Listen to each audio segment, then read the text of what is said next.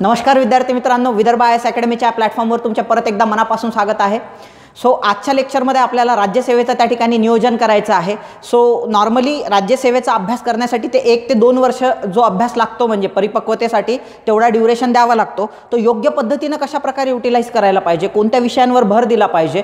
So एका झटक्यात तुमची पहिल्याच अटेम्प्टमध्ये प्रिलिम्स निघाली पाहिजे किंवा पहिल्या अटेम्प्ट्समध्ये ज्या विद्यार्थ्यांनी चुका केलेल्या आहेत त्या चुका कोणत्या केलेल्या होत्या, म्हणजे काय राहून गेलेलं होतं, सो कशा पद्धतीने आपलं नियोजन असायला पाहिजे होतं। सो ह्या सगळ्या गोष्टींबद्दल आपण जी मार्गक्रमण नावाची त्या ठिकाणी सिरीज सुरू केलेली आहे। सो त्या सिरीजमध्ये आपण वेळोवेळी मी तुमच्या कॉन्टॅक्टमध्ये राहणार आहे आणि तुम्हाला त्यामध्ये वेळोवेळी गाईड करणार आहे, जेणेकरून काय झालं पाहिजे की वर्षभर तुम्ही प्रॉपर अभ्यास करून एका झटक्यात काय झालं पाहिजे त्या ठिकाणी पोस्ट काढली पाहिजे। सो ऑलरेडी आपण एक मेन्ससाठी स्वयमेव मृगेंद्रता नावाची सिरीज सुरू केलेली आहे। त्यामध्ये प्रॉपर मेन्सचं कसं करायचं 4 महिन्यामध्ये प्रिपरेशन, सो त्याच्याबद्दल तर मी बोलतोच आहे म्हणजे, पण भरपूर विद्यार्थ्यांचं म्हणणं आहे की आम्ही बिगिनर्स आहेत सर।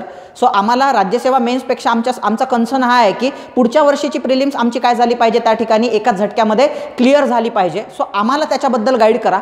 सो त्यासाठी आपण काय करतोय, हे लेक्चर त्या ठिकाणी कंडक्ट करतोय। हे नव्या आणि जुन्या दोन्ही पद्धतीच्या विद्यार्थ्यांसाठी काय असणार आहे, हे लेक्चर त्या ठिकाणी आपण असं म्हणू शकतो दीपस्तंभ असणार आहे। सो आपण चर्चा करूया। इथं म्हणजे मी लिहिलेलं आहे, so well begin is half work done, म्हणजे जर तुम्ही चांगली सुरुवात करत असाल त्या ठिकाणी, व्यवस्थित सुरुवात करत असाल, चांगल्या पद्धतीनं सुरुवात करत असाल तर तुमचं अर्ध काम तिथंच संपत आहे। राहिलेलं अर्ध काम त्या ठिकाणी केलं की तुमच्या पोस्टचा काय होतं त्या ठिकाणी मार्ग मोकळा होतो। पहा, 2 कॅटेगरीचे स्टुडंट असतात। एक कॅटेगरीचे स्टुडंट असतात जे वर्षभर बिलकुल अभ्यास करत नाही आणि अचानक त्यांना एक्झामच्या 1-2 महिने आधी जाग येतो ॲड पडल्यानंतर आणि ते एकदम असे खडखडून उठतात म्हणजे, आणि मग शोधायला लागतात की मग काय बाबा लवकर 2 महिन्यात घडलो अधिकारी, मग ते लेक्चर्स पाहायला सुरुवात करतात म्हणजे 2 महिन्यात झालो अधिकारी 1 महिन्याच्या अभ्यासावर। सो असं होत नसते। जरी काही लोक तुम्हाला सांगत असतील किंवा मी 1 महिना अभ्यास करून 2 महिना, पण ते कधीच सांगत नाही की त्यांचा बॅकग्राऊंड काय होता, की ते ग्रॅज्युएशनला असतानापासून अभ्यास करायचे, तेव्हा कुठं ते पासआउट झाल्या त्यांना पोस्ट मिळालेली आहे। ते काय सांगतात की मी एक सहज केला 7-8 महिने अभ्यास केला, ठीक आहे, मला थोडंसं गायडन्स केलं, या क्लासेसमध्ये मी होतो आणि मी त्या ठिकाणी सिलेक्ट झालो।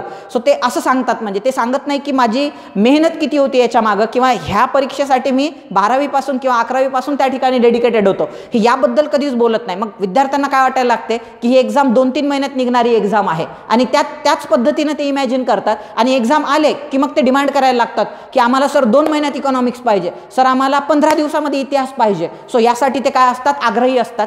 सो हा चुकीचा वे आहे म्हणजे प्रिपरेशनचा, किंवा या पद्धतीने जे लोक डिमांड करत असतील ते त्या गर्दीचा भाग आहे जे ह्या एक्झाममध्ये कधी सक्सेसफुल होऊ शकत नाही म्हणजे।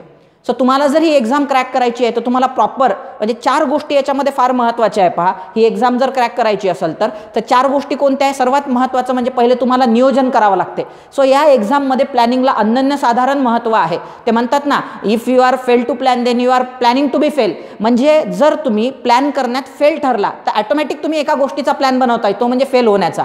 म्हणून प्लॅनिंग करणं, नियोजन करणं ह्या एक्झाममध्ये ते फार महत्त्वाचं आहे। सर्वात पहिले नियोजन आहे, बरोबर। आणि काही विद्यार्थी अशी असतात जे फक्त वर्षभर नियोजन बनवतात, त्या नियोजनावर त्या ठिकाणी काय होत नाही, अंमल करत नाही। म्हणून नियोजनानुसार अभ्यास करणे ही गोष्ट तेवढीच महत्त्वाची आहे। आणि ह्या जर गोष्टी तुमच्या स्ट्रॉंग असतील, नियोजन आणि त्यानुसार केलेला अभ्यास, म्हणजे ह्या दोन्ही गोष्टी करण्यासाठी मी तुम्हाला वारंवार त्या ठिकाणी या प्लॅटफॉर्मवर त्या ठिकाणी येऊन तुम्हाला वारंवार ते म्हणतो ना आपण, त्या रस्त्यावर कसं राहायचं आहे, तुम्ही थांबले नाही पाहिजे, रस्ता भरकटले नाही पाहिजे। सो यासाठी वर्षभर मी तुम्हाला त्या ठिकाणी म्हणजे मी तुम्हाला या ठिकाणी तुमच्यासमोर ॲपियर होणार आहे आणि वारंवार तुम्हाला त्याबद्दल सांगणार आहे, जेणेकरून तुम्ही भरकटले नाही पाहिजे आणि तुमचा अभ्यासाचा स्पीड कमी नाही झाला पाहिजे।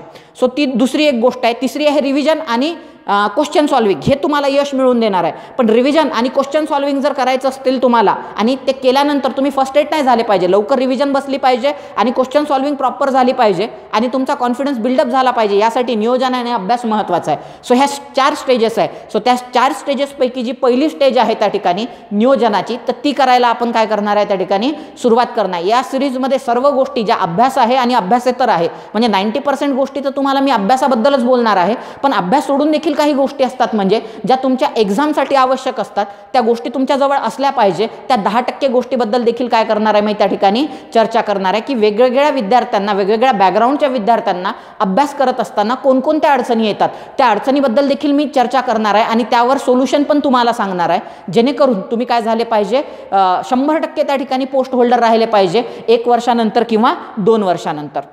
चर्चा करायला आपण सुरुवात करूया। हां, आणखी एक आहे म्हणजे आपल्या आजूबाजूला सध्या वातावरण फार निगेटिव्ह आहे. म्हणजे निगेटिव्ह असं म्हणू शकता की त्या कोविड-19च्या ज्या दुसरी लाट म्हणा तिसरी लाटमुळे लाटेमुळे काय झालेलं आहे, एक वातावरणामध्ये प्रचंड निगेटिव्हिटी आलेली आहे.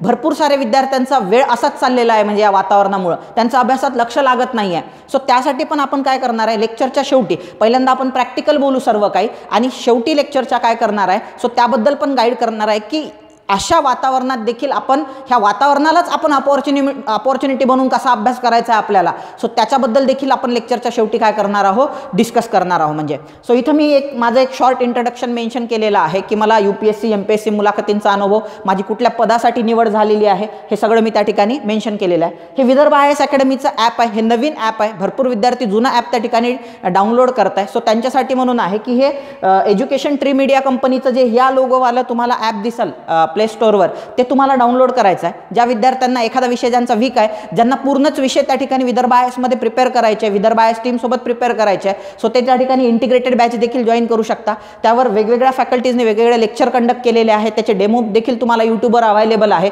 सो ज्या विषयात तुम्हाला अडचण असेल तो एक सिंगल विषय देखील तुम्ही त्या ॲपवरती काय करू शकता, म्हणजे जाऊन तुम्ही तो कोर्स त्या ठिकाणी परचेस करून पाहायला सुरुवात करू शकता. आपण नियोजन करायला आपण त्या ठिकाणी सुरुवात करूया. पहा, आता राज्यसेवा 12 महिन्याचं नियोजन. आता 12 महिन्याचं नियोजन करण्याच्या आधी मी काय केलेलं आहे की ॲस्पायरंट्सला 2 भागामध्ये डिवाइड केलेलं आहे. म्हणजे जे परीक्षा देणारे आहेत, परीक्षार्थी आहेत, त्यांना आपण 2 भागामध्ये डिवाइड करतो, एक नॉन टेक्निकल आणि एक टेक्निकल बॅकग्राऊंड असणारे. असं का करतो, कारण मला असं पाहायला मिळते स्पर्धा परीक्षेमध्ये विद्यार्थी काय करतात, सर्वात मोठी चूक काय करतात तर ते कंपॅरिझन करतात. म्हणजे कंपॅरिझन म्हणजे काय, त्यांच्यावर ते ॲक्च्युली त्यांच्या पॅरेंट्सनी बिंबवलेलं असते. फॉर एक्झाम्पल एखादं भाषण असते पहा अधिकाऱ्याचं, ते आपल्या आईवडिलांनी पाहिलेलं असते आणि ते मस्तपैकी सांगतो की मी बघते. न्यूज रिपोर्टर पण टिपिकल असतात, ते काय करतात त्या ठिकाणी की मुद्दामून दाखवण्याचा प्रयत्न करतात की याची परिस्थिती किती वाईट होती बनवून. म्हणजे माझा एक मित्र होता, चांगली परिस्थिती होती त्याची, आईवडील गव्हर्नमेंट सर्वंट, आणि त्याच्याबद्दल पेपरमध्ये काय छापून आलेलं होतं की मोलमजुरी करून शिकलो. मग ते आईवडील काय म्हणायचे, हे पहा पोरग मोलमजुरी करणाऱ्याचं पोरग काय झालं अधिकारी, तुला काय होते, तुला तर सगळी, म्हणजे हे कंपॅरिझन त्या ठिकाणी चालते. नाही, असं नाही आहे. प्रत्येकाचा बॅकग्राऊंड वेगवेगळा असतो. कोणी गरीब बॅकग्राऊंडचं असते, त्याचे स्वतःचे प्रॉब्लेम वेगळे असतात. कोणी चांगल्या बॅकग्राऊंडचा असतो, त्याचे स्वतःचे वेगळे प्रॉब्लेम असतात. स्वतःचे म्हणजे श्रीमंत माणसाचे काय प्रॉब्लेम असू शकतात सर, श्रीमंत माणसाच्या घरात किंवा जे सधन घरचे लेकरं आहे त्यांना पण जीवनामध्ये काही प्रॉब्लेम फेस करावे लागतात. सो त्याच्यामध्ये आईवडिलांचे भांडणं असू शकतात, कदाचित त्यांना एखादा आजार असू शकतो, किंवा कदाचित त्यांचे पर्सनल रिलेशन्स पण असू शकतात, किंवा स्वतःचे काही पर्सनल प्रॉब्लेम असू शकतात. भरपूर सारे प्रॉब्लेम असतात. असं नाही आहे ह्या फील्डमध्ये जो विद्यार्थी येतो त्याला स्ट्रगल करूनच त्या ठिकाणी ते पद मिळवावं लागते. असा विद्यार्थी नाही आला आणि आरामात त्यानं केलं पाहिजे तसं आणि जे केलं तेच एक्झाममध्ये आलं आणि तो अधिकारी बनून गेलेला आहे, असं नाही आहे. प्रत्येक व्यक्तीला कोणत्या ना कोणत्या परिस्थितीसोबत काय करावं लागते, संघर्ष करावाच लागतो. म्हणजे स्ट्रगल इथं पुरलेलाच आहे. म्हणजे मी नेहमी म्हणतो की ज्या दिवशी तुम्ही MPSC करण्याचा निर्णय घेतला त्या दिवशी ओघाओघानं तुम्ही एक गोष्ट म्हणजे तुम्हाला ती फ्री मिळालेली आहे त्याच्यावर, ती म्हणजे स्ट्रगल. ज्या दिवशी तुम्ही MPSC विकत घेता त्या दिवशी तुम्हाला स्ट्रगल फ्री मिळतो त्याच्यावर. त्यामुळं संघर्ष तुमच्या जीवनाला लागलेलाच आहे, त्याच्यामुळे त्याला बिलकुल घाबरायचं नाही आहे. आणि दुसरी महत्त्वाची गोष्ट तुम्हाला जे मला बोलायचं आहे ते म्हणजे स्वतःला कंपेअर करू नका. किंवा पालकांनी पण ही गोष्ट एक लक्षात घेतली पाहिजे की आपल्या लेकराला बिलकुल दुसऱ्यासोबत कंपेअर करायचं नाही. एखादा अधिकारी येतो, भाषण देतो, म्हणतो की मी रोज संध्याकाळी म्हणजे रात्रंदिवस एक केला, संध्याकाळी मी 2-3 वाजेपर्यंत अभ्यास करायचो, आणि मग लगेच ते पॅरेंट्स पाहतात आणि तुम्हाला सांगतात बघ तो रात्री 2-3 वाजेपर्यंत अभ्यास करायचा, तू बघ 10 वाजता तुला जांभळ्या यायला लागतात, 11 वाजता तू झोपून जातो.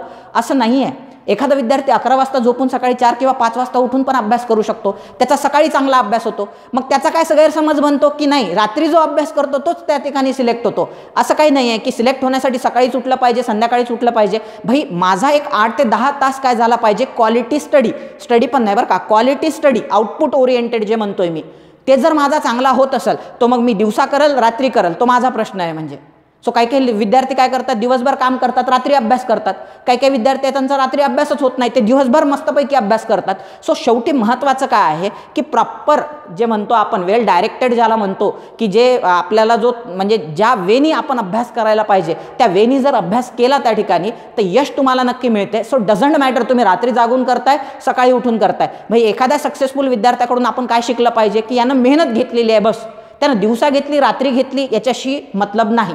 So original can not be Xerox, Xerox can not be original. कोणाची झेरॉक्स बिलकुल बनवू नका, ते स्वाभिमान दुखवण्यासारखी गोष्ट आहे. म्हणजे सो स्वतःच्या क्वालिटी, स्वतःच्या ॲबिलिटी, स्वतःचं पोटेन्शियल ओळखा, स्वतःचे प्लस पॉईंट ओळखा, स्वतःचे निगेटिव्ह पॉईंट ओळखा आणि त्यानुसार काय करा, स्वतःचा अभ्यास शेड्यूल करा. त्यामुळेच मी काय म्हणतोय की विद्यार्थ्याची मी सहसा 2 गटात विभाजन करतोय की काही विद्यार्थी हे नॉन टेक्निकल बॅकग्राऊंडचे असतात. म्हणजे स्पर्धा परीक्षा प्रिपरेशनमध्ये जवळपास मॅक्झिमम जे विद्यार्थी आहे हे सहसा नॉन टेक्निकल बॅकग्राऊंडचे असतात. नॉन टेक्निकल बॅकग्राऊंड म्हणायचं झालं तर आर्ट्स बॅकग्राऊंड म्हणावं लागेल आपल्याला. सो आर्ट्स बॅकग्राऊंड म्हणू शकता, कॉमर्स बॅकग्राऊंड म्हणू शकता. सो या बॅकग्राऊंडचे असतात. आणि काही विद्यार्थी जे असतात ते टेक्निकल बॅकग्राऊंडचे असतात. टेक्निकल बॅकग्राऊंड म्हणजे त्यांनी इंजिनिअरिंग केलेलं आहे, BSc केलेलं आहे, त्याच्यानंतर काही लोकांनी मेडिकल केलेलं असते. सो हे टेक्निकल बॅकग्राऊंडचे. पण मी डिग्रीच्या पेक्षा महत्त्व या गोष्टीला देतो की काही टेक्निकल बॅकग्राऊंडने अभ्यास करणारे असतात आणि काही नॉन टेक्निकल बॅकग्राऊंडने अभ्यास करणारे असतात. मग तुम्ही म्हणणार सर ही काय भानगड आहे. आता काही दिवसापूर्वीच माझी एक विद्यार्थिनी आहे, ती तहसीलदार झाली.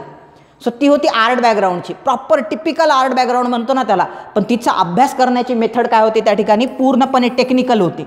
टेक्निकल वेने ती पोरगी अभ्यास करायची, डझंट मॅटर आर्ट बॅकग्राऊंडची असली तरी. आणि मला हे मॅक्झिमम वेळेस पाहायला मिळते की पोरांचे बॅकग्राऊंड जरी इंजिनिअरिंग, BSc किंवा मेडिकल असले, टेक्निकल जरी बॅकग्राऊंड असले तरी ते नॉन टेक्निकल वेने अभ्यास करत असतात. मी असे भरपूर विद्यार्थी पाहिले की ते म्हणतो ना आपण नॉन टेक्निकल म्हणजे काय, त्यांना माहीत असते व्हॉट इज ग्रॅव्हिटेशन फोर्स. 2 मार्काला जर प्रश्न आला तर ते काय करतात, 4 विधानं बनवतात त्याचे, तिथल्या तिथंच त्याला निपटवतात. A force which is created due to gravity called the gravitational force. This is the force which contain the gravity called the gravitational force. असे 4 स्टेटमेंट बनवणार. शिक्षक पण त्याला अर्धा अर्धा अर्धा अर्धा 4 याला अर्धे अर्धे मार्क देऊन 2 पैकी 2 त्याला देऊन टाकणार. त्या पोराला आयुष्यात कळालेलं नसते ग्रॅव्हिटेशनल फोर्स म्हणजे नेमकं काय होते म्हणून. त्याला बिलकुल माहीत नसते की एक्झॅक्टली ग्रॅव्हिटेशनल फोर्स काय आहे आणि कशा पद्धतीनं तो वर्क करतो. म्हणजे त्याला बिलकुल काहीच माहीत नसते. किंवा तेही असते की न्यूटनचे 3 लॉ पाठ करून घ्यायचे. जीवनात जर त्याला म्हटलं की अप्लाय करून दाखव 3 लॉज, किंवा तू आजूबाजूला तुला ज्या गोष्टी दिसत आहेत त्यामध्ये तुला न्यूटनचे 3 लॉ दाखवू शकतो का, तुम्हाला प्रूव्ह करून दाखवू शकतो का, तर त्याला नाही दाखवता येणार. म्हणजे तो रट्टा मारून येणार, 3 लॉज लिहून टाकणार आणि सांगणार की मी BSc झालो, मी इंजिनिअरिंग झालो, माझं मेडिकल झालेलं आहे. सो ते अभ्यास मात्र कसे करत असतात, नॉन टेक्निकल बॅकग्राऊंडसारखं करत असतात. आणि काही नॉन टेक्निकल बॅकग्राऊंडचे अभ्यास करणारे असतात जे टेक्निकल वेनी अभ्यास करतात. आणि तुमच्या माहितीच तो आपल्या स्पर्धा परीक्षेमध्ये 99% पोरं हे नॉन टेक्निकल बॅकग्राऊंडचे आहे, जर तसा विचार केला तर. हे जर डिग्री विग्री पाहिली नाही आपण तर. आणि ही एक सत्यता आहे. म्हणजे मला माहीत नाही आता किती लोक त्याला ॲक्सेप्ट करतील, काही लोकांच्या पचनी पडत नाही ती. पण माझं असं म्हणणं आहे की माझं जे लेक्चर आहे हे तर तुम्ही ग्रुपनं पाहत नाही आहेत किंवा पाहत जरी असाल तर आपल्याला कोणाला काही प्रूव्ह करायचं नाही आहे. म्हणजे तुम्ही एकट्यात पाहताय ना लेक्चर, तुम्हाला माहिती आहे ना तुम्ही कसे आहे. सागर सर जे सांगतायत ते खरंच आपल्यावर अप्लाय होते का बाबा, का सर जे बोलतायत ते जर अप्लाय होत नसेल तर सरळ सरळ तुम्ही 1% मोडताय जर टेक्निकल वेनी करत असाल तर. पण मी तुम्हाला सांगतो पहा, कारण माझं इंजिनिअरिंग बॅकग्राऊंड आहे, मला माहीत आहे आमचे टॉपर लोक पण कशा पद्धतीनं अभ्यास करायचे आणि कशा पद्धतीनं त्या ठिकाणी ते रँक काढायचे आणि गोल्ड मेडल मिळवलेलं आहे ते मला माहीत आहे व्यवस्थित. सो म्हणून म्हणतोय मी तुम्हाला की 99% पोरं हे जरी टेक्निकल बॅकग्राऊंड आहे त्यांचं तरी अभ्यास मात्र ते नॉन टेक्निकल वेनी करत असतात. त्याच्यामुळे माझं असं म्हणणं आहे की इथं जर तुम्ही स्वतःला ओळखण्यात चुकला किंवा स्वतःला मॅनिप्युलेट केलं, म्हणजे माहीत आहे की आपण नॉन टेक्निकल बॅकग्राऊंडचं आहे, आपण ह्याच्यात बसत नाही आहे ह्या कॅटेगरीमध्ये, तरी आपण असं भासवण्याचा प्रयत्न केला नाही नाही मी टेक्निकल बॅकग्राऊंडचाच आहे, तर 100% तुम्हाला परीक्षेत फटका बसणार. कारण म्हणजे सुरुवातीला कुठलीही गोष्ट करण्याच्या आधी तुम्ही स्वतः कोण आहात आणि तुमची पर्सनॅलिटी कशी आहे, तुमचे पॉझिटिव्हज काय आणि निगेटिव्हज काय हे तुमच्या लक्षात आलं पाहिजे. म्हणून तुम्हाला मी हे सांगतोय. म्हणजे ठीक आहे, येत्या लक्षामध्ये पुढे जाऊया आपण. आता नियोजन करूया आपण. नियोजन करायचं आहे. पहिल्यांदा आपण जे 99% मी म्हटलेलो आहे तुम्हाला बोलताना की जे 99% विद्यार्थी आहे जे नॉन टेक्निकल बॅकग्राऊंडचे असतात, म्हणजे नॉन टेक्निकल वेनी ते अभ्यास करत असतात. म्हणजे मी जर समजा म्हटलं की एखाद्या पोराचं इंजिनिअरिंग झालेलं आहे, समजा माझं केमिकल इंजिनिअरिंग झालेलं आहे आणि माझाच मित्र होता ना जो MTech झालेला आहे केमिकलमध्ये, मी नाव नाही त्याचं मेन्शन करणार म्हणजे ते चुकीचं पण राहील.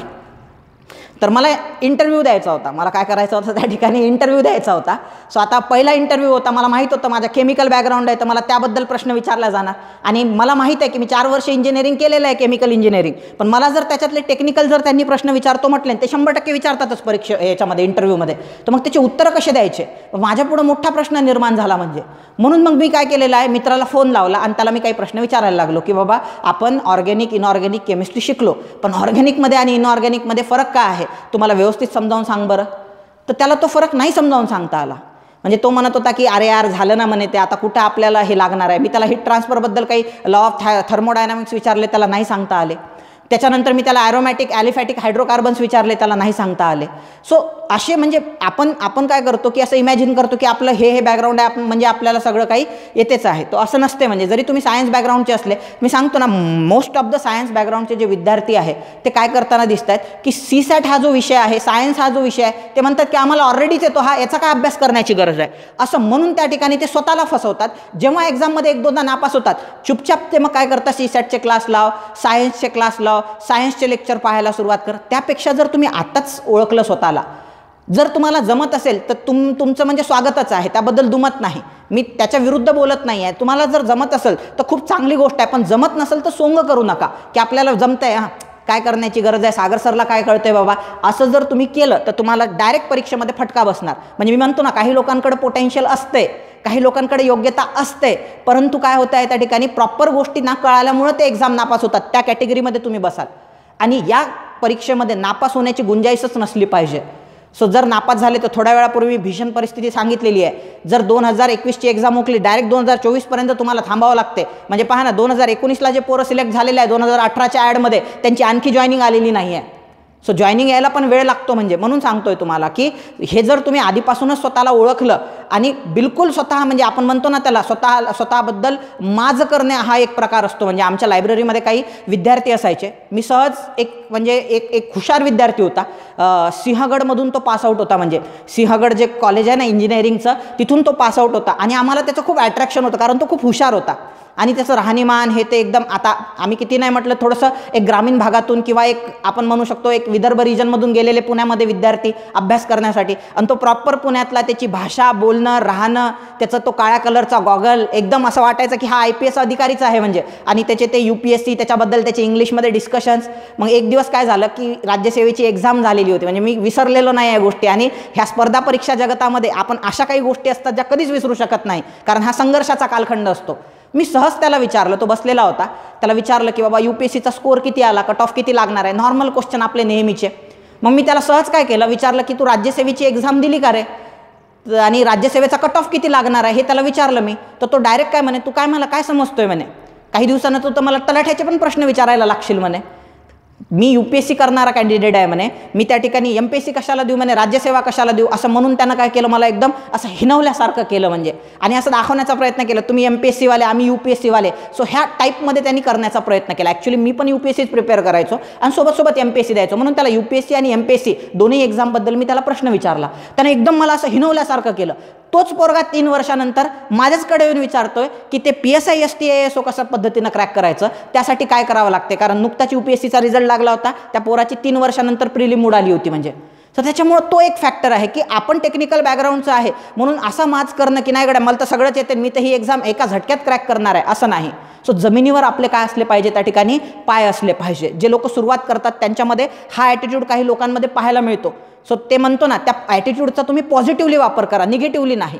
कुठलीही गोष्ट अंडर एस्टिमेट करू नका, त्याचं प्रॉपर प्रिपरेशन करा. पहा, कारण तोच पोरगा जो एकदम असा या टाईपमध्ये माच करत होता, त्याची 3 वर्षामध्ये एकही एक्झाम निघाली नाही. जेव्हा की मी एक रूरल बॅकग्राऊंडमधून किंवा एक मागास भागामधून गेलेला विद्यार्थी तिथं प्रॉपर पद्धतीनं अभ्यास करत होतो. माझे UPSCचे इंटरव्ह्यू पण मी त्या वर्षी दिले, मी राज्यसेवा पण त्या वर्षी इंटरव्ह्यू दिला, आणि त्यानंतर मी हे जे आहे PSI ST जेव्हापासून 2015 पासून त्या वेगवेगळ्या एक्झाम व्हायच्या, मी त्याचे पण मेन्स द्यायचो. म्हणजे सो त्यामुळं काय राहायचं, आपल्याला स्टेबल राहायचं, स्थितप्रज्ञ.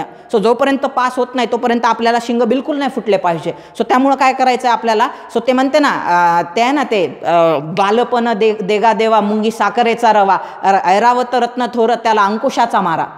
तर ते म्हणजे आहे ना की बाबा मुंगी आहे तर तिला साखर खायला भेटते, आणि एखादा ऐरावत आहे म्हणजे इंद्राच्या हत्तीला ऐरावत म्हणतात, म्हणजे जो त्या समुद्र मंथनामधून निघाला होता त्याला रोज काय करावा लागतो, अंकुशाचा मार सहन करावा लागतो. म्हणून हत्ती बनून नाही, इथं मुंगी बनून काय करायचा, रवा. जोपर्यंत सिलेक्ट होत नाही तोपर्यंत मला काहीच येत नाही बाबा, मी लय गरीब प्राणी आहे. सो ह्या पद्धतीनंच वागण्याचा काय करायचा, त्या ठिकाणी प्रयत्न करायचा. मला प्रत्येक गोष्ट आली पाहिजे. मी कुठलाच विषय, जरी माझा केमिस्ट्री बॅकग्राऊंड, आता माझंच केमिस्ट्री बॅकग्राऊंड आहे, परंतु मी केमिस्ट्रीला कधीच त्या ठिकाणी अंडर एस्टिमेट करत नाही. मी पार तिथपासून शिकायला तयार आहे बाबा. जरी माझं ऑर्गॅनिक इनऑर्गॅनिकमध्ये मी लय अभ्यास केलेला आहे, माझा बॅकग्राऊंड खूप स्ट्रॉंग आहे, तरी मी तिथपासून अभ्यास करतो की ऑर्गॅनिक म्हणजे काय आणि इनऑर्गॅनिक म्हणजे काय. जे ऑर्गनमध्ये आहे त्याला ऑर्गॅनिक म्हणतात, जे ऑर्गनमध्ये नाही आहे त्याला इनऑर्गॅनिक म्हणतात. सो कार्बन, हायड्रोजन, ऑक्सिजन, नायट्रोजनपासून आपली बॉडी बनलेली आहे, म्हणून मी त्याला ऑर्गॅनिक म्हणणार. आणि जे हे सोडून कंपोनंट आहे, फॉर एक्झाम्पल लोह असू द्या, निकेल असू द्या, फेरस असू, हे जे कंपोनंट आहेत बाकीचे, किंवा पारा असू द्या किंवा बाकीचे कंपोनंट, हे इनऑर्गॅनिक आहे. इथपासून माझी शिकण्याची तयारी आहे. मी बस जमिनीवर राहणार आणि जमिनीवर राहून मस्तपैकी ज्ञान घेणार, मला हवेत उडायचं नाही आहे. सो त्यासाठी हे बायफर्केशन करून घेणं की मी कोणत्या कॅटेगरीमध्ये मोडतो. हां ठीक आहे, मी नॉन टेक्निकल कॅटेगरीमध्ये मोडतो. सागर सरांनी ज्या पद्धतीनं सांगितलं मला आत्ता, त्या पद्धतीनं माझी शिक्षण घेण्याची तयारी आहे. सो मग मी त्या कॅटेगरीमध्ये मोडतो. चला आता मी काय करतो, त्या ठिकाणी नियोजन करायला सुरुवात करतो. बघा 12 तासाचं मला काय करायचं आहे, 12 महिन्याचं मला काय करायचं आहे, त्या ठिकाणी नियोजन करायचं आहे. सो असं आपण कन्सिडर करू की 8 महिने तुम्हाला पूर्वपरीक्षेच्या आधी मिळतात आणि 4 महिने तुम्हाला मुख्य परीक्षेच्या आधी मिळतात. आपल्याला सुरुवातीला याच्याबद्दल बोलायचं आहे. याच्याबद्दल तर मी बोलतोच आहे, स्वयमेव मृगेंद्रता नाव मुद्दाम. काही लोक जे आहे मला फोन येतात बघा की सर ते मुख्य परीक्षेची तुम्ही सिरीज सुरू केली, त्याला स्वयमेव काहीतरी नाव दिलं आहे सर तुम्ही. असं नाही, ते नाव तुम्हाला यावं म्हणून मी त्या ठिकाणी काय केलेलं आहे, मेन्शन केलेलं आहे, स्वयमेव मृगेंद्रता. हे आलं पण पाहिजे, लिहिता पण आलं पाहिजे, कारण मेन्समध्ये रायटिंगचा विषय आहे म्हणून तेवढं अवघड नाव मी त्याला दिलेलं आहे. ते जमलं पाहिजे तुम्हाला म्हणून मी त्या ठिकाणी मेन्शन केलेलं आहे. म्हणजे मी जी तुम्हाला एक कव्हर पेज देतो त्यातून पण मला मी नॉलेज देण्याचा त्या ठिकाणी प्रयत्न करतो, म्हणून ते अवघड नाव दिलेलं आहे. स्वयमेव मृगेंद्रता नावाची आपण काय केलेली आहे, त्या ठिकाणी सिरीज सुरू केलेली आहे. त्या सिरीजमध्ये आपण मुख्य परीक्षेबद्दल बोलतोच आहे. म्हणजे आता आपल्याला काय करायचं आहे, राज्यसेवेच्या पूर्व परीक्षेबद्दल बोलायचं आहे. आपण इतर परीक्षांबद्दल देखील बोलणार आहे, पण राज्यसेवा ही अशी परीक्षा आहे, याचा जर अभ्यास केला तुम्ही तर ऑटोमॅटिक तुमचे जे कंबाईन गड ब गट क त्याचा इझिली अभ्यास होऊन जातो. वेगळा अभ्यास करायची गरज नाही. हा एक अमरेला आहे राज्यसेवा. म्हणजे यात तुमचा सगळ्या एक्झाम्सचा काय होतो, त्या ठिकाणी अभ्यास होतो. जर राज्यसेवेचा तुमचा प्रॉपर अभ्यास होत असेल तर गड ब गट क किंवा महानगरपालिकेच्या नगरपालिकेच्या जेवढ्या पोस्ट निघतात त्या ऑटोमॅटिक तुमच्या क्लिअर होत जातात. त्याचा वेगळा अभ्यास करण्याची तुम्हाला काही एक गरज पडत नाही. खूप सुंदर अभ्यास आहे राज्यसेवेचा आणि खूप तो काय आहे, खूप मोठा पण आहे. त्यामुळे हे सगळे जे तुम्हाला दिसतात म्हणजे गड ब गट क सगळे ऑटोमॅटिक तुमचे कव्हर होतात. तुम्हाला न मागता त्या पोस्ट मिळतात. फक्त राज्यसेवेचा तुमचा अभ्यास काय असला पाहिजे, प्रॉपर असला पाहिजे. म्हणजे सो 12 महिन्याचं आपल्याला काय करायचं आहे, त्या ठिकाणी नियोजन करायचं आहे. सो नियोजन करायला आपण सुरुवात करूया. पहा, पूर्वपरीक्षेच्या आधीच्या 8 महिन्याचा कसा अभ्यास करायचा आहे. सो आपण काय करतो की विषयाचं 2 भागात डिव्हिजन करतो. पहा, ट्रेडिशनल सब्जेक्ट आणि टेक्निकल सब्जेक्ट. आता पहा, भरपूर विद्यार्थी काय म्हणतात की बाबा आता अभ्यासाला सुरुवात करायची तर मेन्सचे सब्जेक्ट मी आधी हाती घेतो किंवा मेन्सचा अभ्यास मी आधी करून घेतो. सो जसा जर तुम्ही असा जर विचार करतो म्हटलं की मेन्सचा मी अभ्यास आधी करून घेतो मग प्रिलिम्सचा करतो, जर तुम्ही असं जर करायचं आहे तुम्हाला मेन्सचा पूर्ण थरोली अभ्यास मग प्रिलिम्सचा थरोली अभ्यास, तर तुमचं जवळपास वर्ष फक्त मेन्सचा अभ्यास करण्यातच निघून जाईल. प्रिलिम्स तर खूप दूर राहिलं. मग तुम्हाला काय करावं लागेल, 3 वर्षाचं नियोजन करावं लागेल. 3 वर्षाचं नियोजन मला नाही वाटत कोणी एवढं वर्ष थांबण्यासाठी तयार असेल. म्हणून प्रॉपर जर तुम्हाला नियोजन करायचं आहे तर तुम्हाला प्रीकम मेन्सचा अभ्यास काय करावा लागणार, सोबत करावा लागणार. प्रीकम मेन्सचा अभ्यास म्हणजे आता त्याच्यामध्ये पण कॅटेगरी आहे. जे नॉन टेक्निकल बॅकग्राऊंडचे पोरं आहे त्यांचे टेक्निकल विषयाचे फार वांदे असतात. पहा, टेक्निकल म्हणजे मी म्हणतो ना टेक्निकल वेनी अभ्यास न करणारे यांच्यासाठी बरं का. कारण माझे असे काही मित्र आहेत जे इंजिनिअरिंग बॅकग्राऊंडचे होते आणि फक्त सीसॅट जमत नसल्यामुळे ते नापास झाले. असं जरुरी नाही की मी इंजिनिअरिंगचा आहे सर, मी मेडिकलचा आहे सर, माझं BSc झालं आहे sir, me BSc in maths आहे म्हणजे तुम्हाला सीसॅट जमलच याची काही एक गॅरंटी नाही. तुम्हाला जर समजा असं वाटतंय की नाही मला जमतंय सर, तुम्ही काही पण सांगता, तर एकदा काय करा, तुम्ही ते क्रॉस चेक करून पहा. आयोगाने विचारलेले प्रश्नाची उत्तरं तुम्हाला जर जमत असेल. माझं डेरिव्हेटिव्ह इंटिग्रेशन जबरदस्त होतं 12वीला, जबरदस्त म्हणजे बियॉन्ड होतं, तुम्ही इमॅजिन नाही करू शकत. म्हणजे आमचे मास्तर हैराण होते की कोणत्या पोरासोबत आम्ही डील करतोय म्हणून. कारण सरांनी प्रश्न लिहावा आणि मी कुठलंही कॅल्क्युलेशन न करता मी सरांना उत्तर सांगावं. जेवढं माझं डेरिव्हेटिव्ह आणि इंटिग्रेशन, म्हणजे आजही किस्से सांगितले जातात माझ्या 11वी 12वीला, एवढं जबरदस्त माझं डेरिव्हेटिव्ह आणि इंटिग्रेशन होतं. मी गणितं सोडवायचंच नाही, मी एवढी प्रॅक्टिस केली होती त्या गणितांची, एवढे म्हणजे त्याला म्हणतो ना आपण रात्रंदिवस एक करणे हा प्रकार जो म्हणतो ना, मी म्हणजे अशा पेजेस भरले होते. तेव्हा ते गणित दिसल्या मी उत्तरं काढायचो त्याचे. म्हणजे ती एक होती. म्हणजे पण तो एक वेगळा प्रकार आहे. डेरिव्हेटिव्ह इंटिग्रेशन प्रिपेअर करणं किंवा फिजिक्सचे गणितं सॉल्व्ह करणं तो एक वेगळा प्रकार आहे. आणि सीसॅट हा जो प्रकार आहे, मॅथ्स रिझनिंग किंवा इथलं जे सायन्स आहे, हा टोटली डिफरंट आहे. माझं सायन्स बॅकग्राऊंड एवढं स्ट्रॉंग असताना जेव्हा पहिल्यांदा 2012मध्ये माझ्या क्लासमध्ये टेस्ट घेण्यात आली होती, त्यामध्ये मला 60 पैकी फक्त 10 मार्क पडले आणि मी आईला फोन लावून रडलो होतो तेव्हा. किंवा सायन्समध्ये मला माहीतच नव्हतं सायन्स माझं एवढं वीक आहे म्हणून. तेव्हा मला रिअलाईज झालं की माझं सायन्स एवढं वीक आहे. बरं झालं त्या क्लासनी लवकर टेस्ट घेतली होती म्हणून मला रिअलाईज तरी झालं, नाही तर वर्षभर रिअलाईजही झालं नसतं. मी एका वेगळ्याच ऑरात जगलो असतं की सीसॅट सायन्स हाताचा मळ आहे, इंग्लिश म्हणजे हाताचा मळ आहे माझ्यासाठी. सो असं भरपूर लोकांना वाटते. त्यामुळं सांगतोय की अंडर एस्टिमेट न करता स्वतःला ओळखा. सीसॅट जर जमत असेल, तुम्हाला वाटते जमते का, तर त्यासाठी राज्यसेवेचा पेपर घ्या तुम्ही आणि सोडून पहा. सो तुमचं जे 11वी-12वीचं मॅथमॅटिक्स आहे, इंजिनिअरिंगचं मॅथमॅटिक्स आहे किंवा ते जे आहे ते वेगळं आहे, बरोबर, आणि हे मॅथमॅटिक्स वेगळं आहे. मी म्हणतो हे तुलनेनं सोपं आहे, पण आपल्याला जमते का हे पहिल्यांदा तुम्ही क्रॉस चेक करून घेणं गरजेचं आहे. इथं तुम्हाला कंसे भागू बेव विचारत नाही, ते गणितं देतात आणि त्या गणिताचं तुम्हाला मांडणी करावी लागते, मग उत्तर काढावं लागते. हा एक वेगळा, अवघड आहे असं म्हणत नाही आहे मी, हा एक वेगळा प्रकार आहे. रिझनिंग हा टोटली डिफरंट प्रकार आहे. इथं तुमच्या मेंदूचं दही करतात म्हणजे परीक्षेमध्ये ते एक 10% क्वेश्चन जर सोपे सोडले तर मॅक्झिमम क्वेश्चन हे डोक्याचं दही करणारे असतात. कॉम्प्रेन्शन तर टोटली डिफरंट आहे. नाही मी इंजिनिअरिंग बॅकग्राऊंडचा इंग्लिशमध्ये वाचलं की मला लगेच जमून जाईल असं होत नाही. हा एक टोटली डिफरंट प्रकार आहे. त्यामुळे अंडर एस्टिमेट न करता पहिल्यांदा आपल्याला हे येते का हे क्रॉस चेक करून घ्या तुम्ही, बरोबर. आणि जर जमत असेल तर खूप चांगलं, त्यासाठी दुसरा प्लॅन मी देणारच आहे त्या विद्यार्थ्यांसाठी. जर नसेल जमत तर तुम्ही ह्या प्लॅनवर अंमलबजावणी करण्याचा प्रयत्न करा, कारण मी विद्यार्थ्यांना खूप चांगलं ओळखतो म्हणून मी वारंवार ती गोष्ट तुम्हाला सांगतोय. सो ट्रेडिशनल काही सब्जेक्ट आहे, आपल्याला काय करायचं आहे, एका दिवसात 2 विषय टॅकल करायचे आहे. आपल्याला काय करायचे आहे, एका दिवसामध्ये 2 विषय टॅकल करायचे आहे. दिवसामध्ये 10 ते 12 तास आपला अभ्यास झाला पाहिजे. हा आणखी एक प्रकार असतो पा विद्यार्थ्यांचा, त्यांना अभ्यासाची सवय असते 2 नाही तर 4 तासाची किंवा 2-3 तास ते हार्डली अभ्यास करू शकतात आणि ते नियोजन 14 तासाचं बनवतात आणि अभ्यास नाही झाला की स्वतःच फ्रस्ट्रेट होतात. त्यामुळे परत एकदा सांगतो की पहिल्यांदा आपली ऐपत किती अभ्यास करण्याची ती चेक करा. हा मी जर 5 तास अभ्यास करणारा विद्यार्थी आहे तर त्या 5ला 6 कसं बनवायचं, 8 कसं बनवायचं, 10 कसं बनवायचं हे आत्तापासून वर्क करायला सुरुवात करा. आजचं लेक्चर ऐकल्यानंतर तुम्हाला एक गोष्ट रिअलाइज होईल की 8 महिने म्हणजे लय कमी वेळ आहे माझ्याकडे एक्झामसाठी आणि मी माझ्या जीवनातला 1 मिनिट देखील कोणाला देऊ शकत नाही जो तुम्ही आरामात वाया घालवताय. म्हणजे कोणालाच देऊ शकत नाही मी, माझा 1 देखील मिनिट मी देऊ शकत नाही, एवढा कमी वेळ आहे जर मला अधिकारी बनायचं असेल तर. सो तो फॅक्टर आहे. जर दिवसातले तुमचे किती झाला पाहिजे, एक क्वालिटी स्टडी म्हणतो, 8-10 तास म्हणा, 12 तास म्हणा, व्हॉटेवर, म्हणजे जी अभ्यासाची सवय ज्या विद्यार्थ्यांना आहे त्याच्यानुसार म्हणतोय मी. सो 8-10 ते 12 तास क्वालिटी स्टडी तुमचा झाला पाहिजे. एका दिवसामध्ये तुम्हाला काय करायचे आहे, 2 विषय हातात घ्यायचे आहे. एक विषय हा काय असला पाहिजे, नॉन टेक्निकल असला पाहिजे, ते पाहू आपण नॉन टेक्निकल काय असते. आणि दुसरा विषय काय असला पाहिजे तुमचा, टेक्निकल सब्जेक्ट असले पाहिजे, बरोबर. हे बघा फॉर एक्झाम्पल इथं पाहू शकता तुम्ही की हे जे ट्रेडिशनल सब्जेक्ट आहे, ट्रेडिशनल म्हणजे हे नॉन टेक्निकल सब्जेक्ट आहे, याला आपण म्हणू नॉन टेक्निकल सब्जेक्ट, बरोबर. कारण हे सोपे आहेत, म्हणजे वाचल्यानंतर हे विषय तुम्हाला काय होऊ शकतात, जमू शकतात. फॉर एक्झाम्पल इतिहास आहे, भूगोल आहे, पॉलिटी आहे, अर्थशास्त्र आहे, अर्थशास्त्राला टेक्निकलमध्ये टाकावं लागेल आपल्याला. त्यानंतर चालू घडामोडी आहे, पर्यावरण आहे, हे विषय जे आहे हे ट्रेडिशनल सब्जेक्ट आहे आणि याला काय म्हणतो आपण, नॉन टेक्निकल सब्जेक्ट म्हणतो. सो हा एक विषय घ्या, याच्यापैकी एक विषय घ्या तुम्ही अभ्यासायला, याच्यामधला एक विषय, आणि राईट हँड साईडला तुम्हाला काही टेक्निकल सब्जेक्ट दाखवलेले आहेत. ह्या विषयाचा अभ्यास करण्यासाठी 8 महिने पण कमी आहेत बरं का. हे टेक्निकल विषय आहे. फॉर एक्झाम्पल मॅथ्स आहे, रिझनिंग आहे, कॉम्प्रेन्शन आहे, सायन्समध्ये फिजिक्स आहे, बायो आहे, केमिस्ट्री आहे, इंग्लिश आहे. सो हे जे सब्जेक्ट आहे हे टेक्निकल सब्जेक्ट आहे आणि 8 महिने म्हणजे फार कमी आहे हो. म्हणजे पहा ना, एका विषयाला किती येतोय तुमचा, 1.5 महिना येतोय, फक्त 1.5 महिना येतोय. आणि ते पण 8 महिन्यामध्ये आपल्याला याचा अभ्यास करून, एवढ्या विषयाचा, ह्या सर्व विषयांचा माझा अभ्यास झाला पाहिजे, ह्याचा प्लस सागर सरांनी सांगितल्या पद्धतीनं रिव्हिजन पण झाली पाहिजे, नोट्स पण बनवून झाल्या पाहिजे, त्या नोट्सच्या रिव्हिजन झाल्या पाहिजे. 8च महिन्यामध्ये मला क्वेश्चन पण सोडवायचे आहे आणि मग कॉन्फिडेंटली एक्झामला जायचं आहे म्हटल्यानंतर तुम्ही इमॅजिन करा तुमच्याकडे वेळ आहे का.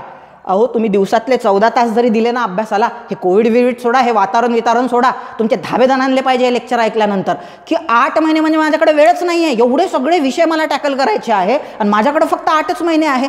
कसं होणार आहे 8 महिन्यात, कसं बसवणार आहे मी बजेट. सो तुम्ही विचार करा. फक्त इतिहास आहे, इतिहासामध्ये पण आधुनिक भारत आहे, आधुनिक महाराष्ट्र आहे, त्यात एन्शियंट मिडेवल आहे. इतिहास जर करतो म्हटलं थरोली, 5 महिने तुमचे इतिहासातच जातात. म्हणून मी माझ्या क्लासच्या विद्यार्थ्यांना सांगत असतो की इतिहासाविषयी तुम्ही प्रिपेअरच करू नका, घरी बिलकुल करू नका, हातच लावू नका विषयाला. फक्त काय करा, लेक्चर्स ऐका मस्तपैकी, पूर्णपणे लेक्चर्सवर डिपेंड राहा आणि जो म्हणजे तुम्हाला वेळ द्यायचा आहे तो ह्या विषयांना द्या. याच्यावर तुम्ही घरी अभ्यास करा. 1.5 तासाचं लेक्चर दिवसाला किंवा 2 तासाचं मोर दॅन सफिशियंट आहे इतिहासासाठी. जर तुम्ही इतिहास घेऊन बसतो म्हटले तर इतिहासासाठी पहा, महाराष्ट्राचा इतिहास करतो म्हटलं तर कठारे वाचावं लागते, समाजसुधारक करतो म्हटलं तर गाठाळ वाचावं लागते, स्टँडर्ड बुक. बेसिक माहीत नसेल तर पहिले ते ह्याचं पुस्तक वाचावं लागते म्हणजे बिपिनचंद्राचं, त्यानंतर ग्रोवर वाचावं लागते. एन्शियंट मिडेवलसाठी तर वेगळं मटेरियल आहे. मग एवढा जर वेळ, 5च महिने इतिहास, म्हणजे जवळपास 4 ते 5 महिने फक्त इतिहास या विषयासाठी लागू शकतात तुमचे. सो इतिहास या विषयाचा अभ्यासच करायचा नसतो तुमच्या माहितीस तो. पॉसिबली जमलं तर तुम्ही मॅक्झिमम तुम्ही त्याच्यावर लेक्चरवर डिपेंड राहण्याचा प्रयत्न करा. मग आता सर आमचा उरलेला वेळ कशाला देऊ, इव्हन जॉग्राफीला पण जास्त वेळ द्यायची गरज नाही आहे. आणि हे असे विषय आहे एकदा प्रिपेअर केले, इतिहास आणि भूगोल हे एकदा विषय प्रिपेअर केले की याला परत करण्याची गरज नसते. म्हणजे रिव्हिजन हा फॅक्टर ह्या विषयाला फार कमी लागतो. ही या विषयांची खासियत आहे. तुम्ही आत्ता पाठ करून जा मस्तपैकी शाहू महाराजांबद्दल तुम्ही माहिती वाचलेली आहे तर तुम्ही परीक्षेपर्यंत नाही विसरत. आणि परीक्षेमध्ये आठवायचं कुठे आहे, ओळखायचं आहे तुम्हाला चारपैकी, ते तुम्ही आरामात करू शकता. एक नाही तर 2 रिव्हिजन खूप झाल्या. मात्र हे जे खालचे 2 विषय दिसतात ना, याला 4ला आपण बेसिक पिलर म्हणतो. 60% पेपर जो असतो तुमचा GSचा हा ह्या 4 विषयांवर अवलंबून आहे तुमचा. येतं लक्षामध्ये. सो पॉलिटी आणि अर्थशास्त्र. सो तुम्हाला जर खरंच अभ्यास करायचा आहे घरी तर पॉलिटी आणि अर्थशास्त्रांसाठी तुम्ही रात्रंदिवस एक करू शकता. ह्या विषयाचा अभ्यास करायचा आहे. याचे लिमिटेड बुक्स आहेत. एकच लक्ष्मीकांतचं पुस्तक आहे आणि एक पंचायत राजसाठी पुस्तक आहे. कशाचं, तुमच्या पॉलिटीचं आणि अर्थशास्त्रासाठी देसले आणि रंजन कोळंबे सरांचं 2च पुस्तक अवेलेबल आहे. त्याचंच काय करा तुम्ही, चोथा पाडून टाका, चिंध्या करून टाका त्या पुस्तकाच्या. जबरदस्त अभ्यास करा. जॉग्राफीचा 1 टाइम अभ्यास आहे. मस्त मॅप घेऊन बसायचं, अभ्यास करायचा. एकदाच करा. हिमालय, सह्याद्री परत तुम्हाला आयुष्यात आठवण्याची ते सॉईल आहे आणि त्याचे लिमिटेड टॉपिक आहे. 10 ते 12 टॉपिक आहे बरोबर जॉग्राफीचे. जग, भारत आणि महाराष्ट्राचा थोडा वेगळा करावा लागतो. जग आणि भारत एकाच याच्यात होऊन जाते. 8 ते 12 टॉपिक प्रिपेअर केले तुम्ही तर, मनापासून जर प्रिपेअर केले तुम्ही तर सगळं ॲटोमॅटिक प्रिपेअर होऊन जाते तुमचं. 8 ते 12 टॉपिक आहेत भूगोलमध्ये. मग असे विषय ज्याचा कॉस्ट बेनिफिट रेशो. सो आपण काय करू, याच्यावर एक स्पेशल लेक्चर कंडक्ट करू कॉस्ट बेनिफिट रेशोवर, की कोणत्या विषयाचा कसा करायचा. पण तुम्हाला काय करायचं आहे, दिवसाचं नियोजन करत असताना एक ट्रेडिशनल विषय हातात घ्यायचा आहे आणि एक नॉन ट्रेडिशनल विषय हातात घ्यायचा, ज्याला आपण काय म्हणतो, टेक्निकल सब्जेक्ट म्हणतो, ज्यामध्ये CSAT आहे. त्याचं आत्तापासूनच मोर्चे बांधणी करा. वेळेवर तुम्हाला जड जाणार नाही. तुमचे 8 महिने आरामात हे 2 प्रिपेअर करण्यासाठी जाऊ शकतात. कारण मला माहिती आहे ज्यांचं टेक्निकल बॅकग्राऊंड नाही आहे त्यांना हे करणं फार अवघड जाते. आणि भरपूर जण, म्हणजे माझीच एक विद्यार्थिनी आहे, ती 2015-16ला माझ्या बॅचमध्ये होती. ती हातच नाही लावायची, ह्याला नाहीच म्हणायची. ती हे सगळं जमायचं तिला, मुखतगत काही विचारा तुम्ही तिला, हे करायचीच नाही ती. पण प्रिलिमला तुम्ही इमॅजिन करा, हा विषय 200 मार्काला आहे तुमचा आणि हे जे आहे 40 मार्काला विचारतात. 400 पैकी 240 ते ह्या 2च याला आहे. कसं तुमची प्रिलिम्स निघणार आहे सांगा ना. उरलं किती, 160 मार्कात काय तुमची प्रिलिम्स निघणार आहे. किती चांगला अभ्यास असू द्या ना ह्या विषयांचा, तुमचा अर्थच नाही आहे. सो हे 40 मार्काला, याही वर्षी 40 मार्काला विचारलेलं आहे आणि हे 200 मार्काला आहे. आणि तुम्ही प्रिलिम्स जर पास होऊ शकेल, मेन्सचा अभ्यास तुमचा किती चांगला असू द्या, प्रिलिम्सच पास होत नसाल तुम्ही तर मेन्स तुम्ही देऊ शकता का? बिलकुल नाही. त्याच्यामुळं हे जे 8 महिन्याचं नियोजन करताय तुम्ही आणि तुमचा जर त्या ठिकाणी नॉन टेक्निकल बॅकग्राऊंड आहे तर आत्तापासून याची मोर्चे बांधणी करा. जर तुम्ही प्रिलिम्स सेफली क्लिअर झाले, आता ज्या पोरांचा स्कोर चांगला आहे, म्हणजे काही पोरांचा आहे 210, 220, 230 असे स्कोर असणारे विद्यार्थी आहे, 200 स्कोर असणारे, ते बिंदास मेन्सच्या अभ्यासाला आत्तापासूनच सुरुवात करू शकतात. 4 महिन्यात आरामात तुमचा अभ्यास होतो, कारण हे विषय तुम्ही ऑलरेडी केलेले असतात. फक्त काय करायचे आहे, जे नॉन कॉमन सब्जेक्ट आहे तेच काय करायचे आहे, 2 महिन्यात अभ्यासायचे आहे आणि त्याला रिव्हिजन द्यायची आहे. मग ह्या विषयांचा माझा अभ्यास जर चांगला असेल, अर्धा HRD इथंच कव्हर होते. शिक्षण नावाचा टॉपिक आहे HRD मध्ये, बरोबर. त्या शिक्षणमधला 30% पोर्शन शिक्षणाचा इतिहास आहे. 10% पोर्शन शिक्षणाशी रिलेटेड असणारे जे आर्टिकल्स आहेत आपल्या राज्यघटनेमध्ये 21A आहे किंवा राईट टू एज्युकेशन ॲक्ट आहे तुमचा, 2009 मध्ये झाला होता. 1 एप्रिल 2010 पासून त्याची अंमलबजावणी सुरू झालेली आहे. हे सगळं पॉलिटीमध्येच तर शिकतोय आपण, येतं लक्षामध्ये. त्याच्यामुळं मॅक्झिमम HRD सारखे सब्जेक्ट हे याच्यामधूनच कव्हर होतात तुमचे. म्हणजे मेन्स तर तुम्हाला आत्तापासून तेवढं बर्डन घेण्याची गरज नाही आहे. सो आत्तापासून तुम्हाला प्रिलिम्सची मोर्चे बांधणे, म्हणजे प्रिलिम्स व्यवस्थित निघाली पाहिजे, त्या दृष्टीनं तुम्हाला पावलं टाकायला सुरुवात करायचं आहे. मी नेहमी म्हणतो की प्रिलिम्स पास करण्याची चाबी इथं अडकलेलीच नाही आहे तुमची. हे तर तुम्हाला करायचंच आहे. तुम्ही अभ्यास करताना सगळे पोरं ह्याचाच अभ्यास करतायत, ह्याचा अभ्यास करा आत्तापासून. आजचं जे लेक्चर घेतोय याच्या मागचं गमक हेच आहे की तुम्ही याचा अभ्यास चांगला काय झाला पाहिजे त्या ठिकाणी केला पाहिजे आणि मस्तपैकी परीक्षा पास झाली पाहिजे. तुमच्या सत्सद्विवेक बुद्धीला पटो न पटो याचं काही एक घेणं देणं नाही आहे आयोगाला. हे तुम्हाला करावंच लागणार, याच्याशिवाय तुम्ही एक्झाम पास करू शकत नाही. पुढे जाऊया आपण. हे आत्ता बोललेलो आहे आपण, बरोबर. सो दिवसाचं नियोजन कसं करायचं, आणखी नियोजनाबद्दल आपण नेक्स्ट जी सिरीज आहे त्याच्यामध्ये, म्हणजे नेक्स्ट जो पार्ट येणार आहे आपला मार्गक्रमणचा, त्याच्याबद्दल बोलणारच. आता जे 1% स्टुडंट आहे ज्यांचं असं म्हणणं आहे की नाही सर आमचं CSAT आणि विज्ञानसारखे विषय जे आहे हे आमचे खरंच जेन्युइनली चांगले आहे, आम्हाला सगळंच माहिती आहे सर, DNA माहिती आहे, RNA माहिती आहे, हृदय कशा पद्धतीनं काम करते आहे, सगळं आम्हाला व्यवस्थित माहिती आहे. तुम्ही RBC विचारा, WBC विचारा. सो जेन्युइन आम्हाला नॉलेज आहे त्याचं ऑलरेडी. आम्हाला मॅथमॅटिक्स पण जमतं आहे सर, तुम्ही सांगितलेले रेल्वेचे गणित पण आम्ही सोडवू शकतो सर, तुम्ही सांगितलेले तुम्ही पाईपचे गणित द्या, कशाचे पण द्या. माझा एक रूममेट होता पहा, त्याचा बॅकग्राऊंड भलता स्ट्रॉंग होता टेक्निकल बरं का, त्याला कोणतेही गणित द्या, कोणत्याही बॅकग्राऊंडचं द्या, तो आणायचा म्हणजे आणायचंच उत्तर द्यायचं, आम्हाला फार कौतुक होतं त्याचं म्हणजे. सो असे पण काही विद्यार्थी असू शकतात.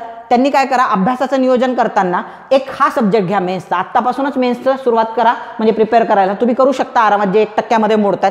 So HRD, Marathi, English, governance, agriculture हा एक विषय आणि हे एक ट्रेडिशनल विषय, हे विषय घेऊन तुम्ही काय करू शकता, आपल्या अभ्यासाला आत्तापासूनच काय करू शकता, त्या ठिकाणी सुरुवात करू शकता. येतं लक्षामध्ये. सो हे आहे तुमचं एक ओव्हरऑल मी काय केलेलं आहे, आता फक्त तुम्हाला दाखवलेलं आहे म्हणजे की बाबा त्याला म्हणतो की बाबा एक व्ह्यू दाखवलेला आहे तुमचा एक्झामची सुरुवात कशी करायची. याच्यात भरपूर टप्पे आहेत, ते आपण काय करणार आहोत, 1 बाय 1 डिस्कस करणारच आहोत. म्हणजे आता लेक्चरचं हे जे आहे हे नियोजन झालेलं आहे. आता थोडंसं मी तुम्हाला अभ्यासाबद्दल बोलतोय, म्हणजे की ज्यांनी सध्या अभ्यासाचा रिझम स्वतःचा काय झालेला आहे, पूर्णपणे हरवलेला आहे, त्या विद्यार्थ्यांसाठी मी थोडंसं बोलणार आहे. म्हणजे पहा, आता मी तुम्हाला सांगितलं होतं की ही जी परिस्थिती आहे ती फार निगेटिव्ह आहे. भरपूर जण काय करतायत, त्या ठिकाणी वेळ त्या ठिकाणी गमावण्याचा प्रयत्न करताय.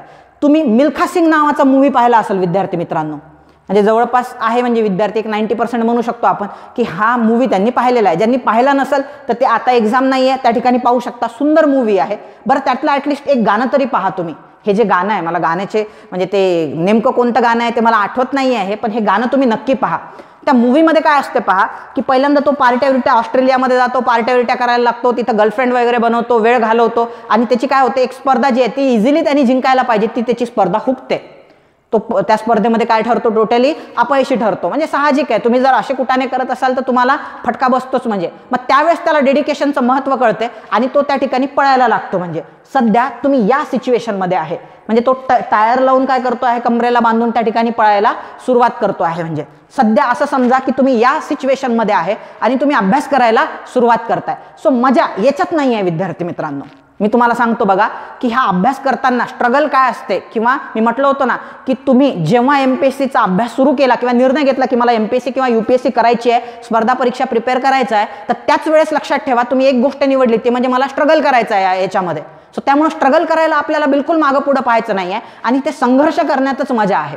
सो मजा आता तुम्ही सध्या पळायला सुरुवात केलेली आहे, विषयाचा अभ्यास करायला सुरुवात केलेली आहे. काही दिवसानं तुमच्यावर परिस्थिती अशी येऊ शकते की बाबा एक मोमेंट आहे जिथून माझ्याकडून चालणं पण शक्य होत नाहीये, पळायचं तर लांब राहिलेलं आहे, आता मी पूर्णपणे थकलेलो आहे, माझ्या जीवनामध्ये पूर्णपणे स्टॅग्नेशन आलेलं आहे. सो ह्या पद्धतीनं ज्या पद्धतीनं तुम्ही इथं तुम्हाला त्याचा कोच दिसतोय आणि इथं तुम्हाला मिल्खा सिंग दिसतोय, म्हणजे जो त्या ठिकाणी त्याच्याकडून पळणं होत नाही, तो टायर घेऊन, हे तुमच्या वेगवेगळ्या विषयांचं काय आहे, तुमच्यावर असलेलं लोड आहे. म्हणजे असं समजून चला हे CSATचा टायर बांधलेला आहे तुम्हाला.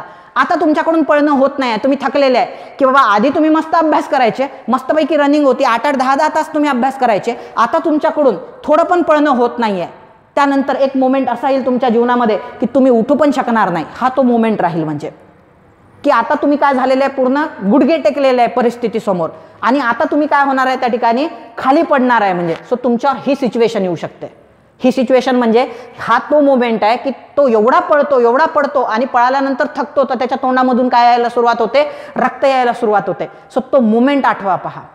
आणि मी सांगतो ना, असा मोमेंट जर तुमच्या अभ्यास करताना येत असेल की तुम्ही, म्हणजे मी असं म्हणत नाही की रक्त वगैरे बाहेर येणे, हा नाही म्हणत मी मोमेंट, पण असा मोमेंट की जिथं असं आहे की याच्यावर मी काही करूच शकत नाही सर, हा मोमेंट पर्यंत तुम्हाला अभ्यास करायचा आहे विद्यार्थी मित्रांनो. हा मोमेंट जर येत असेल ना तर हा प्राऊडफुल मोमेंट आहे. सो ते म्हणतो ना, तुम्ही जेव्हा अधिकारी बनाल आणि तुम्हाला जो आनंद होईल त्यापेक्षा तुम्हाला त्या गोष्टीचा आनंद होईल की तुम्ही त्या परिस्थितीमध्ये अतिशय डिग्रेडेड कंडिशनमध्ये, जशी आजूबाजूची आता जी कंडिशन आहे ना ती सध्या डिग्रेडेड कंडिशनमध्ये आहे, त्या डिग्रेडेड कंडिशनमध्ये पण मी जेव्हा पडलेलो होतो तेव्हा मी परत उठायची काय ठेवलेली आहे, ताकद ठेवलेली आहे. कारण संघर्ष हे काय आहे, म्हणजे मी स्वतःच निवडलेलं आहे, मला असं कोणी माझ्यावर थोपवलेलं नाही आहे, मी स्वतःच निवडलेलं आहे. आणि मला इन जनरल वाटते पहा की आयुष्य जे आहे, आयुष्याचा खरा अर्थ संघर्षच आहे. म्हणजे मोबाईलमध्ये पाहत राहणं, त्याच्यावर टाइमपास करणं, घरात मस्तपैकी झोपून राहणं, आराम करणं, व्यर्थ गप्पांमध्ये वेळ घालवणं, कसं रे काय रे तुमच्याकडे किती केसेस आहे, आमच्याकडे किती केसेस आहे, मग आमच्या गावात आमच्या शेजारच्याला उचलून नेलं.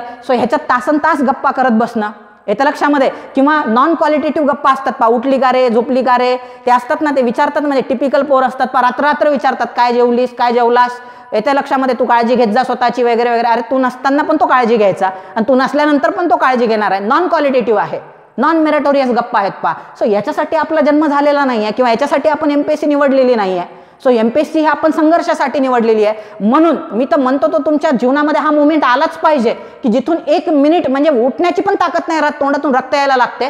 त्यावेळेस ते बघा त्याचा कोच पहा, त्याला कसं करतोय, पुशअप करतोय, म्हणजे की त्यानं बिलकुल रहम दाखवलेलं नाही त्याच्यावर की तुझ्या तोंडातून रक्त येते बाबा, आता तुला मी सोडून देणार, आता रक्त यायला लागलं, चला आता पाणी पी वगैरे वगैरे, बिलकुल नाही. असा कोच माझा कोच होता. CAPF असिस्टंट कमांडंटची मी तेव्हा प्रिपरेशन करत होतो आणि मी त्याच्या इंटरव्ह्यूसाठी क्वालिफाय झालो होतो, तेव्हा माझा कोच होता पहा. तो एकदम असला खुंकार होता, म्हणजे बिलकुल बेरहम होता त्या बाबतीमध्ये तो.